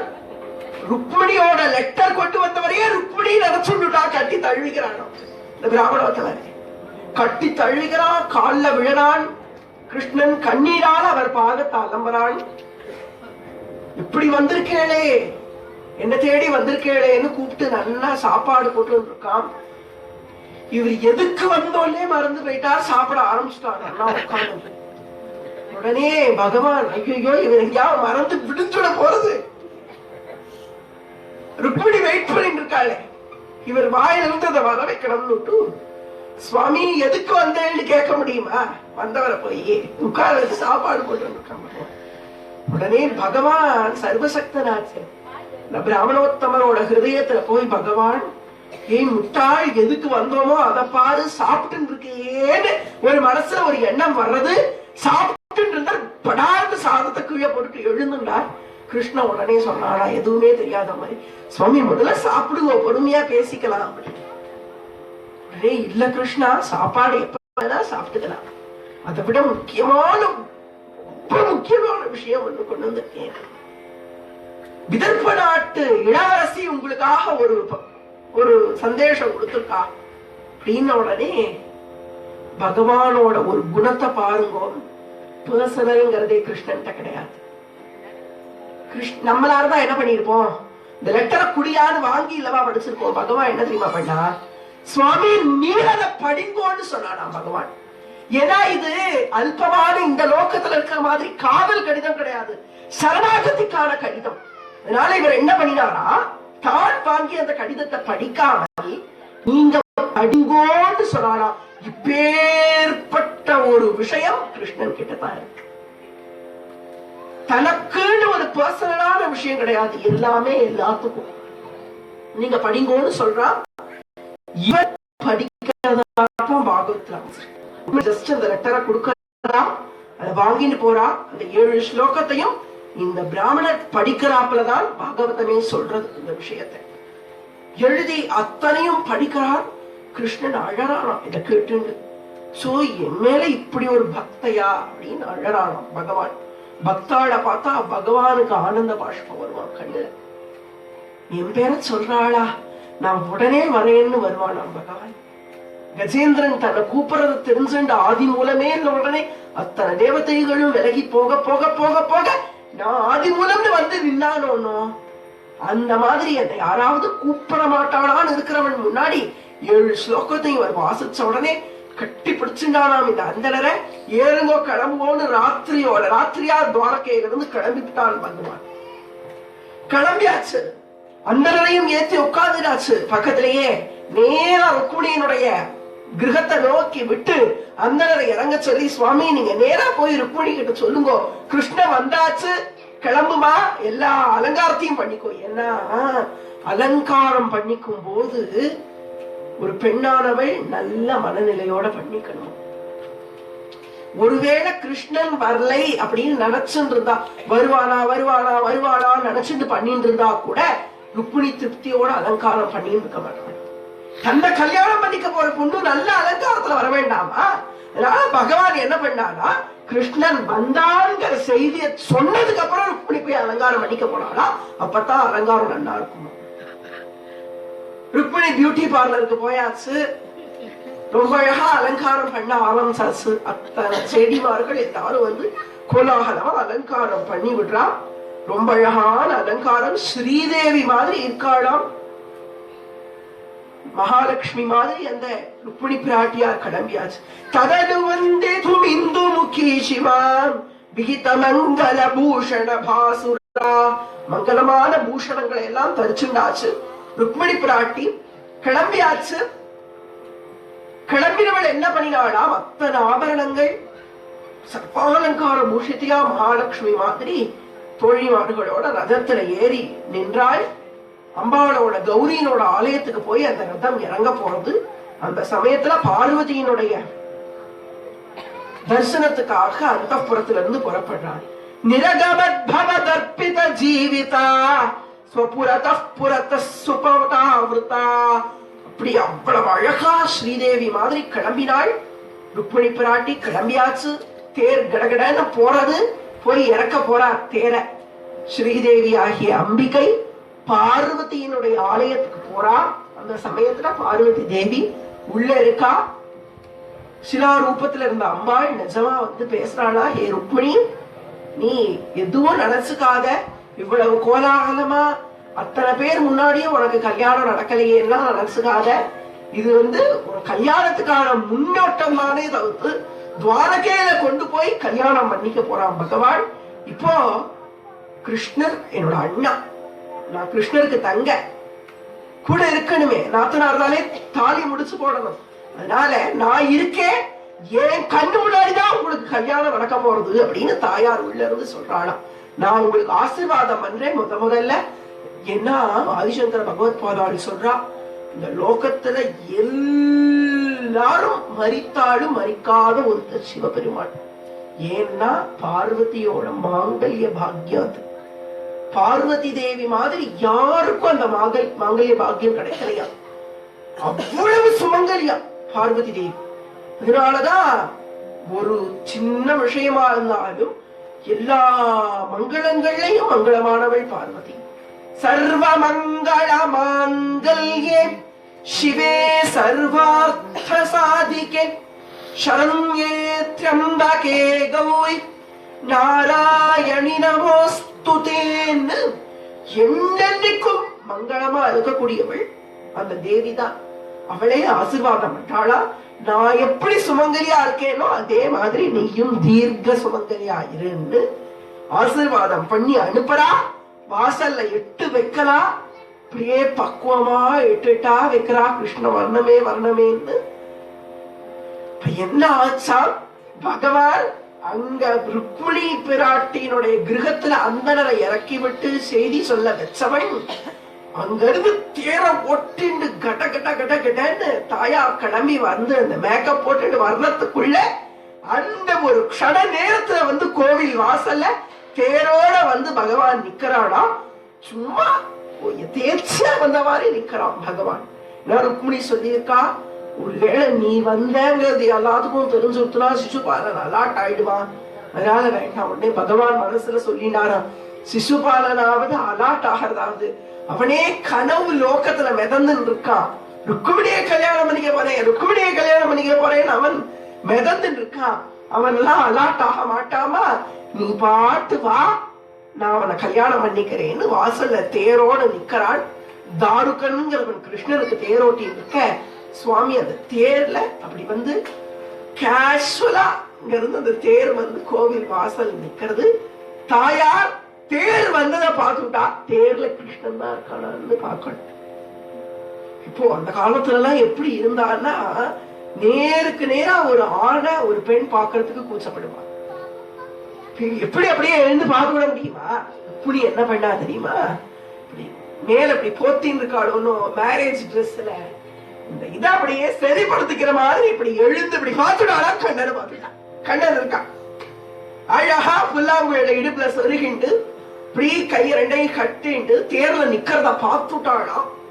பரமானந்தமா பரம சந்தோஷமா ருக்மிணிக்கு. பகவான் வந்துட்டான், பகவான் வந்துட்டான். எப்படி ஒரு சந்தோஷம். முதல்ல பிடிச்சிட்டு இருந்தப்போ பகவான பார்த்த யானைக்கு வந்ததோ, எப்படி ஒரு சந்தோஷம். ஹரி வருவானா ஹரி வருவானா ஹரி வருவானான்னு கேட்டப்போ தூண்ல இருந்து பகவான் வந்த உடனே நம்ம கூப்பிட்டதுக்காக பகவான் வந்துட்டாரேங்கிற பிரகலாதரோட மனசுல இருந்ததோ எந்த ஒரு சந்தோஷம்.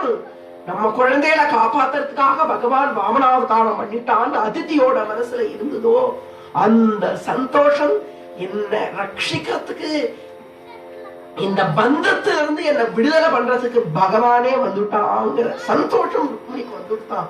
ஆனந்தம், சந்தோஷம் கிடையாது, ஆனந்தம். அவ்வளவு ஆனந்தமும் ருக்மிணிக்கு. கிளம்பினாளா, ஓடினாளா. என்ன பண்ணானா பகவான், யாரும் பார்க்கல, எல்லாரும் எடுத்து தேர்ல எடுத்து கிளம்ப போறா மண்டபத்துக்கு நினைச்சுட்டு இருக்கா. மண்டபத்துல அவன் வெயிட் பண்ணிட்டு இருக்கான். விரதம் நடக்க ஆரம்பிக்க போறது. வாத்தியார் வந்து மந்திரம் சொல்றதுக்கு உட்கார்ந்துக்க போறா. இந்த சமயத்துல ருக்மிணி கிளம்ப போறா. வந்த பகவான் என்ன பண்ணானா, தேர்ல இருந்து அப்படியே கைய மட்டும் நீட்டினானா. ருக்மிணி பிராட்டி கைய பிடிச்சாளாம். இதுதான் நடந்தது அப்படின்னு சொல்றா. குலவதூபிருபேத்ய குமாரிகா கிரிசுதாம் பரிபூஜ்ய சசாதரம் முகுடயாசத தத்பத பங்கஜே நிபதிதா பதிதாம் தவ கேவலம் சமவலோக குதூகல சங்குலே நிருபகுலே நிப்ருதாம் त्वयि संस्थिते नृपसुधा निरगात् गिरिजालयात् சுருச்சிரம் ருச்சிரந்த திக்தின்முகா. அவ்வளவு அழகா அந்த அரச குமாரியாகிய ஸ்ரீ ருக்மிணி தேவி பார்வதியோட திருப்பாதங்கள்ல பல தடவை விழுந்து வணங்கி வாசலுக்கு வராளாம். அந்த சமயத்துல பகவானானவன் வராள். சுத்தி எத்தனை பேர் நிக்கிறாளா, அத்தனை ராஜகுமாரால் ரெண்டு பக்கமும் நிக்கிறாளாம். ருக்மிணி கோயிலுக்கு போயிருக்கா, வெளியில வரப்போறா. அவ எப்படி இருக்கா இந்த அலங்காரத்துலன்னு பாக்குறதுக்கு அத்தனை ராஜகுமாரர்கள் நிக்கிறாளாம். அந்த சமயத்துல எல்லாரும் அப்படியே மயங்கி நிக்கிறாளாம் ருக்மிணிய பார்த்துட்டு. நாராயண பட்டதிரி சொல்றார், என்னதான் இருந்தாலும் உங்களோட பத்னி ஸ்ரீதேவி நாச்சியார் அப்படியா இருந்தாலும் கூட ருக்மிணிங்கிற வேஷத்துல மகாலட்சுமி இன்னும் அழகா இருக்காள். மகாலட்சுமி தான் லோகத்திலேயே அழகானவள். அவள் ருக்மிணியா வந்த உடனே இன்னும் அழகா இருக்காளாம். அத சொன்னா நாராயண பட்டதிரி சொல்றார், ஹே குருவாயூரப்பா, இந்த தேர்ல இருந்து நீ ருக்மிணிய பார்த்த உடனே மத்த ராஜகுமாராள் மாதிரி உனக்கும் ருக்மிணி மேல ஒரு ஆசை வந்துதாமே, ஒரு பற்று வந்துதாமேங்கிறா. இந்த லோகத்துல பிரம்மச்சாரி யாருன்னா அந்த கிருஷ்ணன் தான். அத்தனை பெண்களை கல்யாணம் பண்ணிட்டு இருக்கானே தவிர்த்து பகவான் தானே பிரம்மமா இருக்கிறதுனாலே கிருஷ்ணன் தான் நைஷ்டிக பிரம்மச்சாரின்னு பீஷ்மர் சர்டிபிகேட் கொடுத்திருக்கார் மகாபாரதத்துல. அப்பேற்பட்ட ஒரு விஷயம். குருவாயூரப்பா, நீயும் ருக்மிணிய பார்த்து ஒரு நிமிஷம் மோகப்பட்டாயாமேன்னு சொன்னவர் உடனே குருவாயூரப்பன் பிடிச்சுட்டான். ஹே நாராயண பட்டதிரி, எல்லாத்துக்கும் மாயைய உண்டு பண்றவன் நான், என்ன பார்த்து நீ மாயையில சிக்கினுடையான்னு கேட்கிறா. உடனே தாயார் சொன்னாலாம், குருவாயூரப்பனோட ஹிருதயத்துல இருக்காளே மகாலட்சுமி தாயார், ஆமாம் பட்டதிரி, அவர் அப்படித்தான் அப்படின்னு சொல்லிவிட்டார். உடனே மகாவிஷ்ணு பார்த்து சிரிச்சு விட்டு, சரி நீ கண்டினியூ பண்ணு அப்படின்னு நேரா பகவான் என்ன பேசினாருங்கிறத சொல்றார். குவனுகமிஷ்யசி சந்திரமுகேதிதாம் சரசமேத்ய கரேண ஹரன் க்ஷணாத் சமதிரோப்ய ரதம் த்வமபாஹ்தா புவி ததோ விததோ நிததோ த்விஷாம். நேரா வந்தா, அழகா இருக்கியே, உன் முகம் சந்திரன் மாதிரி இருக்கே, எங்கமா போற, நான் கூட்டிட்டு போட்டுமான்னு கேட்ட பகவான் கைய அப்படி நீட்டினான். ருக்மிணி பிராட்டி கரத்தை பிடிச்சா, கையிலேயே தூக்கி பக்கத்துல உட்கார வச்சுட்டான். ஒரு பக்கம் அந்த பிராமணோத்தவர், இன்னொரு பக்கம் ருக்மிணி தாயார், ரெண்டு பேரும் சேர்ந்து பெருமாளும் தாயாரும் சேர்ந்து அந்த பிராமணோத்தவர் காலில் விழுந்து நமஸ்காரம் பண்ணிருக்காங்க. சுவாமி ரொம்ப சந்தோஷம், எங்களை சேர்த்து வச்சேன், ஹரியையும் மகாலட்சுமியையும் சேர்த்து வச்ச ஒரு புண்ணியம் உங்களுக்கு இருக்கு. இதே விஷயம் ஆண்டாள் சரித்திரத்திலேயே நடக்கிறது. பெரியாழ்வார் ரொம்ப அழகா ஆண்டாளுக்கு கல்யாணம் பண்ணி வைக்கணும்னு நினைச்சு ஆசைப்படுறார். 30 நாள் முடிஞ்சு கொடுத்து தை பொங்கல் அன்னைக்குதான் கல்யாணம் பண்ணிக்கிறா ஆண்டாளும் ரெங்கமன்னாரும். கல்யாணம் பண்ணிக்கிறதுக்காக வர்ற சமயத்துல ஒரு ஆச்சாரியர் இல்லையாம் கல்யாணம் பண்ணி வைக்கிறதுக்கு. உடனே என்ன பண்ணினானாம் பகவான், கருட வாகனத்துல வந்திருக்காருலவா, கருடனையே ஒரு ஆச்சாரியராக்கி கல்யாணத்தை பண்ணிட்டு. இன்னைக்கு வரைக்கும் ஸ்ரீவல்லிபுத்தூர்ல ஆண்டாள், ரங்கமண்டார், கருடாழ்வா 3 பேரும் தான் சேவை சாதிக்கிறார். அதே சரித்திரம் தான் இங்கேயும் நடக்கிறது. ருக்குமணி, கிருஷ்ணர், அந்த பிராமணவத்தவர், அவர் தான் கருடாழ்வா.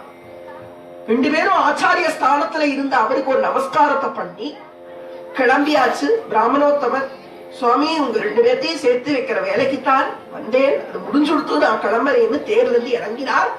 தேரை எடுத்தார். கெட்ட கெட்ட கெட்ட கெட்ட கெட்டன்னு கிளம்பியாச்சு. நாராயண பட்டத்திரி தேர் எப்படி போகுமோ அந்த மாதிரி இப்ப கவிய சொல்றார். இது அத்தனையும் எங்கேயோ துவாபர யுகத்துல நடந்தத சுவாமி கலியுகத்தில் நாராயண பட்டத்திரி கண்ணு முன்னாடி குருவாயூர் கஷேத்திரத்துல அந்த கிருஷ்ணனோட விக்கிரகம் சகலமான இதயத்தையும் மறைச்சு அந்த இடத்துல அந்த கௌரியினுடைய ஆலயத்தையும் வாசல்ல இருக்கிற தேரையும் கிருஷ்ணனையும் ருக்மிணியையும் காண்பிச்சு, ருக்மிணியை எப்படி அவன் ஏத்தி உட்கார வச்சுட்டானோ அந்த மாதிரி ஒரு விஷயத்தை கண்ணு முன்னாடி காமிச்சார். இப்போ அந்த சிம்மங்கிற வார்த்தையை யூஸ் பண்ணியே பாடுறார். வனுகதः பசுபால இதி கிருதா கிருதயதுஷ்டஜிதானுபாः நது பவானுத சால்யத தைரஹோ பிஷுலகைசுலகைரிவ கேசரி சதருக்மிணமாகதமாகவே வதவுபேக்ஷ நிபத்ய விரூபயன் ருதவதம் பரிமுச்யப புரமயா ரமயா சஹ காந்தயாः நவசமாகம லஜ்ஜித மானச பிரணய கௌதுக ஜும்பித மன்மத அரமய கலுநாதயதா சுகம் ரஹசிதாம் ஹசிதா சண்முகீம்னு ருக்மிணியை ஏத்தினாச்சு. கல்யாணம் பண்ணிக்கிறதுக்காக ருக்மிணியை ஏத்தின உடனே அத்தனை ராஜாக்களும் அங்க இருந்த ராஜகுமாரர்கள்லாம் கத்திய ஓங்கிவிட்டாளாம். கிருஷ்ணன் நோக்கி சண்டைக்காக வராளாம். பகவான் யார்கிட்டையும் ஒரு க்ஷணம் நிக்கலையா, கடகடகடன்னு கிளம்பிவிட்டாளாம். ஏன் பகவான் என்ன கோழையா, தன் ராஜாக்களையும் கொண்டுக்கலாமோன்னா இவ்வளவு சுபமான கல்யாணத்துல நடுவுல எதுக்கு ஒரு வதம்னு அத்தனை பேர்த்தையும் விட்டுவிட்டுனால ஒரு அப்புறம் கவனிச்சுக்கிறேன்னு கிளம்பி விட்டாலாம். சிசுபாலன் கத்தி என்ன, ருக்மிணி வருவா ருக்மிணி வருவா ருக்மிணி வருவான்னு மேடையில உட்கார்ந்து இருந்தவன் வாசலையே பார்த்துட்டு இருக்கான். ருக்மிணி வந்துட போறா, எப்ப வந்துட போறா, நான் தான் தாலி கட்ட போறேன்னு பார்த்துட்டே இருக்கான். அவனுக்கு பெருத்த ஏமாற்றம். ருக்மிணி வருவா ருக்மிணி வருவான்னு எதிர்பார்த்தவனுக்கு ருக்மிணிய பத்தி ஒரு செய்தி வந்தது. கிருஷ்ணன் ருக்மிணிய கூட்டின்னு போயிட்டான். சிசுபாலன் பார்த்தானா, வாய புலந்தானா, கிருஷ்ணனான்னு. இந்த வாய் கடைசி வரைக்கும் குழம்புதாவே இருந்ததுன்னு ஆழ்வார் மக்கள் ஆச்சரியமா, கிருஷ்ணன் வந்துட்டானா, எப்படி வருவான், ருக்மி பாக்குறான், ஓட்டிவிட்டானா, தேரை எடுத்துன்னு கிளம்புறானா. சிசுபாலா மனச தளர விடாத, ருக்மிணி உனக்குத்தான், ஆரம்பத்துல இருந்து ருக்மிணி உனக்குத்தான், ருக்மிணி உனக்குத்தான், ருக்மிணி உனக்குத்தான் சொல்லி சொல்லி சொல்லி சொல்லி இப்பயும் சொல்றானா ருக்மி, ருக்மிணி உனக்குத்தான், நான் போறேன், ருக்மிணியை கூட்டிட்டு வரேன், கல்யாணம் பண்ணி வைக்கிறேன். கிளம்பினானா, இவன் தேர் எடுத்துட்டு கிளம்பிட்டான். இவன் என்ன பண்றானா, ருக்மி அவனுக்கு தெரியாதா விதர்ப நாட்டை பத்தி. கிருஷ்ணன் 10 கிலோமீட்டர்ல போய் அடைய வேண்டிய இடத்த இவன் ஷார்ட்கட்ல போய் அடைஞ்சுட்டானா. ருக்மி பகவான் அப்படி தேர்ல வந்துட்டு இருக்கான், இவன் போய் நிக்கிறானா சுவாமிக்கு முன்னாடி, கத்தி அப்படி உருவிண்டு போய் நிக்கிறான். டேய் வாடா, உன்ன நான் கொன்னு என் தங்கையை கொண்டு போய் சிசுபாலனுக்கு கல்யாணம் பண்ணி வைக்கிறேன். உடனே பகவான் பார்த்துட்டான். ஹே ருக்மிணி, உன்னோட கஷ்ட காலமோ என்னவோ உங்க அண்ணாவை கொன்னுதான் அவனை கல்யாணம் பண்ணிக்கணும்னு நினைக்கிறேன்னு பகவான் நேரா வந்தா. ருக்மியோட கண்ணத்துல பிளார்னு ஒரு அறைய விட்டார். ருக்மியோட தலை முடிய பிடிச்சு தர தர தர தர தரன்னு இழுத்துன்னு வந்து ஒரு மரத்தடியில வச்சு ஹே ருக்மிய கொல்லட்டான்னு கேட்டானா. உடனே ருக்மிணி பாதத்துல விழுந்துட்டாளாம். கல்யாண பொண்ணு அவ்வளவு ஆனந்தமா அலங்காரம் பண்ணினவள் அலங்கோலமா கால்ல விழுந்து அழறாளாம். மேக்கப் எல்லாம் கலையிறது கண்ணீரால.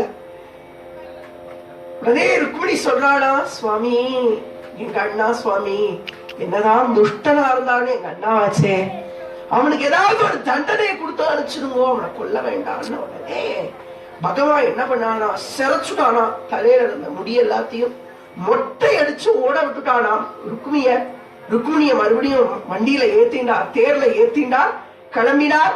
அந்த சமயத்துல சிசுபாலன் மறுபடியும் ஓ சூப்பர் சூப்பர் சூப்பர், இப்போ ருக்மிணி கூட்டி வந்துருவான், ருக்மிணி வரப்போறா இப்போ அப்படின்னு நினைச்சிருந்து மறுபடியும் ஆனந்தமா வாயை தொடர்ந்து உட்கார்ந்து இருந்தா. ருக்மிணி வரலே. ருக்மிணி இந்த மொட்டை தலையை எப்படி காமிக்கிறது? அவன் என்ன பண்ணினானாம், தலையை போத்திட்டு ஓடி போயிட்டானாம். ருக்மியும் போயாச்சு. சிசுபாலனுக்கு ஏமாற்றம், சேத்தி நாட்டுக்கு போயிட்டான். கிருஷ்ணன் மேல அத்தனை ஒரு குரோதத்தோட சேத்தி நாட்டுக்கு போயாச்சு சிசுபாலன்.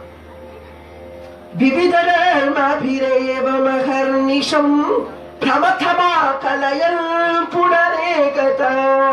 பகவான் என்ன பண்ணினாராம், கள்ளம் கபடம் இல்லாத அந்த ருக்மிணி பிராட்டியை அழகா தன்னோட துவாரகா நாட்டுக்கு கொண்டு போனார். இன்னொரு விஷயம் கண்ணன் என்ன பண்ணியிருக்காருன்னா, எப்போ அந்த ராவணோத்தமரை கூட்டிண்டு கண்ணன் கிளம்பினாரோ அப்பவே அண்ணாவை கூப்பிட்டு, பலராமா நான் இப்போ நாளைக்கு காலையில வந்து சேருவேன், இந்த டைம்ல அவ்வளவு அழகா மணமேடையெல்லாம் போட்டு ஜாம் ஜாம் ஜாம் ஜாம்னு துவாரகையில ஃபுல்லா ஏற்பாடு பண்ணி வச்சிருக்கணும், இது ஒரு பொறுப்புன்னு என்னமோ கான்ட்ராக்டர் சொன்ன மாதிரி அண்ணாட்ட சொல்லிட்டு கிளம்பியாச்சு. பலராமன் ரொம்ப சந்தோஷம், ஆகா என்னடா அது ரொம்ப நாளா தம்பிக்கு கல்யாணம் ஆகாமையே இருக்கே அப்படின்னு பார்த்துன்னு இருந்தோம், தானே ஒரு நல்ல பொண்ணா பார்த்துன்னு வந்தாச்சு, கல்யாணம் ஜோரா நடக்க போறது அப்படின்னு அத்தனை ஏற்பாடுகள் இதர்ப்ப நாட்டுல நடக்கிற இந்த கல்யாணம் இப்ப துவாரகை நடக்கிறது. ஒரே ஒரு வித்தியாசம் தான், அங்க ருக்மிணி சிசுபாலன் இருந்தது. பகவான் பார்த்தா இது குள்ளரைக்கு போகக்கூடாது, சிங்கத்துக்கு வரணும்னு ருக்மிணி கண்ணன்னு மாத்தி போட்டு பத்திரிகை அடிச்சு ஒரு க்ஷணத்துல அத்தனை தேவதைகளுக்கு பத்திரிக்கை போயாச்சு. என்னமோ வாட்ஸ்அப்ல மெசேஜ் பண்ணிருப்பா போல, உடனடியா எல்லாரும் வந்துட்டான். அத்தனை 30 கோடி தேவர்கள் வந்தா கல்யாணத்துக்கு எல்லாரும் அங்க இருந்து விதர்பால இருந்து பீஷ்ம மகாராஜாவை சீக்ரெட் ரூட் மூலமா கண்ணன் வர வச்சுட்டானா. ஏன்னா கண்ணன் அப்பா சம்பந்தம் இல்லாமல் பொண்ணை வந்து கல்யாணம் பண்ணிட்டான்னு யாரும் என்ன தப்பா பேசப்படாதுன்னு பகவான் என்ன பண்ணானா, அதுலயும் குறியா இருந்தவன் மாமனார சீக்ரெட் ரூட் வழியா எப்படியோ துவாரகைக்கு வர வச்சுட்டான். மாமனார் வந்தாச்சு, மாமியார் வந்தாச்சு, எல்லாரும் வந்தாச்சு, கல்யாணத்துக்கு ரெடியா இருக்கச்சே பார்வதி பரமேஸ்வரா வந்தாளா, சரஸ்வதியும் பிரம்மாவும் வந்தாளா, விஷ்ணுவாத்தான் ருக்மிணியா லக்ஷ்மி 2 பேரும் இருக்க கோலாகலமா வனமேடைக்கு 2 பேரும் வந்து உட்கார்ந்து எல்லா விதமான திருமணத்துல நடக்க வேண்டிய அத்தனை சம்பிரதாயங்களையும் பகவான் தான் எந்த மாயைக்கும் கட்டுப்படாதவன் இந்த இடத்துல கல்யாணம் பண்ணி கொண்டானா. ருக்மிணி பிராட்டிய ரொம்ப அழகா ஊஞ்சல்ல ஏறி உட்கார்ந்துட்டு ருக்மிணியோட